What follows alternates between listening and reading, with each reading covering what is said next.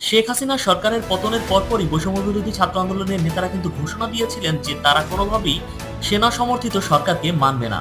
তারা আরো ঘোষণা দিয়েছিলেন ২৪ ঘন্টার মধ্যে তারা অন্তর্বর্তীকালীন জাতীয় সরকারের রূপরেখা প্রণয়ন করবেন এবং আজ ভোর ৪টার সময় তারা অন্তর্বর্তীকালীন সরকারের প্রধান উপদেষ্টা হিসেবে ডক্টর ইউনূসের নাম ঘোষণা করেন। তবে তাদের এই ঘোষণা নিয়ে ইতিমধ্যেই জনমনে মিশ্র প্রতিক্রিয়া দেখা যাচ্ছে। একদল বলছেন তিনি একজন দক্ষ অর্থনীতিবিদ, নোবেল বিজয়ী এবং বহির্রাষ্ট্রেও তার যথেষ্ট জানাশোনা আছে, অতএব এই ক্রাইসিস মুহূর্তে তার দরকার। তাছাড়া এই সরকার তো শুধুমাত্র ৩ মাসের জন্য। আর এক দল বলছে এটা একটা মুসলিম প্রধান রাষ্ট্র এবং তার নাম সুদের সঙ্গে ওতপ্রোতভাবে জড়িত। যত নোবেল বিজয়ী হোক তারা এই পদে তাকে দেখতে চান না। তিনি দক্ষ অর্থনীতিবিদ হলেও তিনি একমাত্র অর্থনীতিবিদ বা একমাত্র অপশন নন।